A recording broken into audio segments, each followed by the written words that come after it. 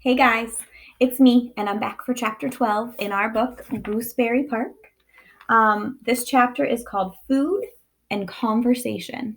Now, we know that Murray, the bat, remember yesterday, he was up in the kitchen stealing Oreos, where he definitely wasn't supposed to be. So, this one is called Food and Conversation. For the next few days, while Kona and Gwendolyn tried to figure out how to find Stumpy, bags of nacho chips, boxes of after dinner mints, jars of crunchy peanut butter, and the occasional chocolate bar with almonds kept disappearing mysteriously from the kitchen. I bet you guys know where they're going, don't you? Who's taking them? Poor Professor Albert. He would stand in front of the refrigerator or in front of the pantry, scratching his head in confusion. He would tell himself that he was not getting senile, that he had just thought he'd bought a bag of chips or that jar of peanut butter. When someone's getting senile, that means that they're forgetting things and they're not remembering everything like they should. So Professor Albert is kind of starting to question himself, like, where is that? I know I bought it. Well, maybe I didn't. Um, because things keep going missing because Murray keeps taking them all. No cans of lima beans or spinach ever disappeared.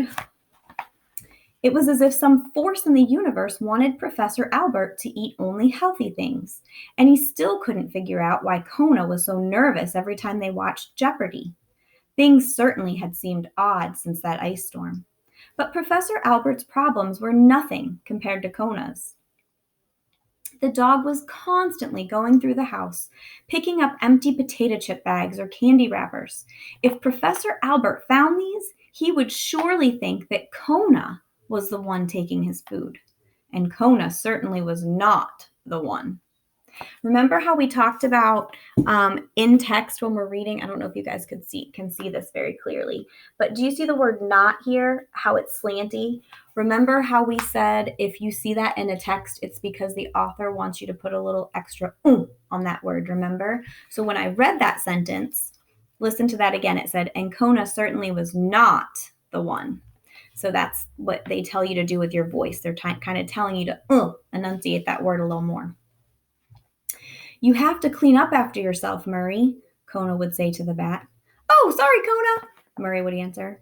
But I was watching Days of Our Lives through the heat vent, and I was so upset about Daniel and Laura that I forgot those Milky Way wrappers. Daniel's such a rat.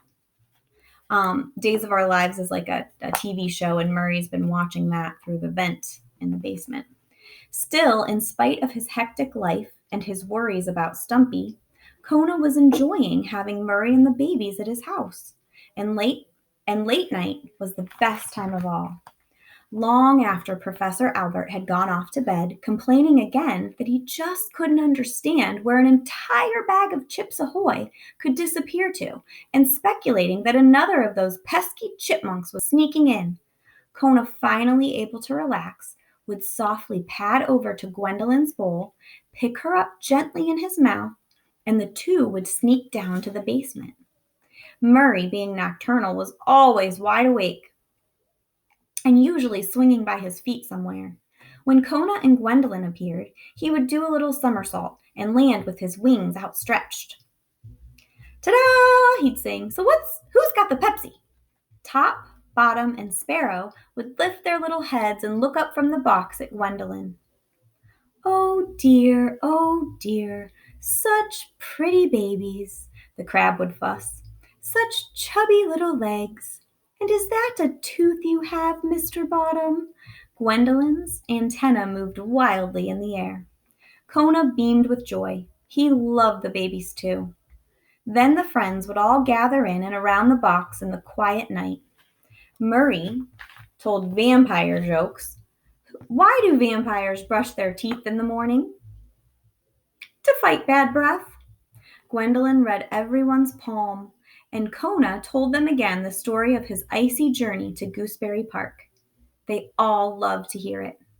When Kona told them about the cat who strolled across the Oldsmobile, Murray said, I know that cat. His name is Conroy. He eats Chinese too, plus French, Italian, Canadian. Anybody will do. The bat cracked up over his own joke. And at times they were serious and wistful. Do you think she'll find us? Kona asked. I'm certain of it, dear, Gwendolyn answered. I can feel it in my bones. You have bones? Murray asked the crab. Figure of speech, Murray, said Kona. Figure of speech. And after an hour or two of good food and conversation, Kona began to yawn. How can you be sleepy? Murray asked. It's only 3 o'clock. Even I am a bit drowsy, Gwendolyn said, smiling at the bat. I think it may be due to all of this lovely food you provided. She gestured toward the graham crackers, the raisin bread, the banana chips scattered about. We didn't even get to the pretzels and bean dip yet, said Murray.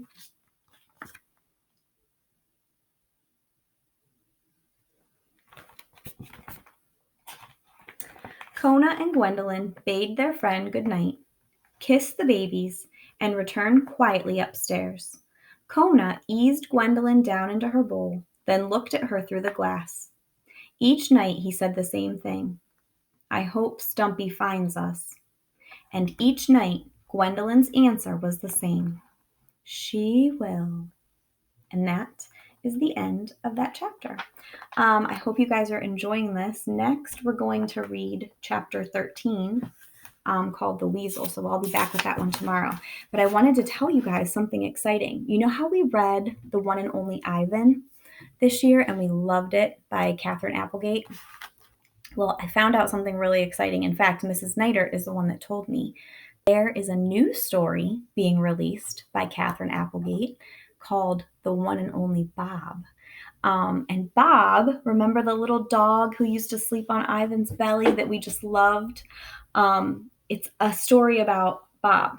So I am ordering that from Target. I'm going to try to get that, and I'm going to try to have that be our last read aloud. I've never read it, but it's getting really good reviews, and it's just being released. So it's a new one, and I thought maybe we could really enjoy that. I know we still have to finish, obviously, our Gooseberry Park and find out what happens. But after this is over, I'm thinking that's what we'll read next, okay? If you guys want to leave a comment and tell me what you think about that idea, that would be great. And if not, that's okay too. But that's what I'm thinking we'll do next. Okay, I'll talk to you soon.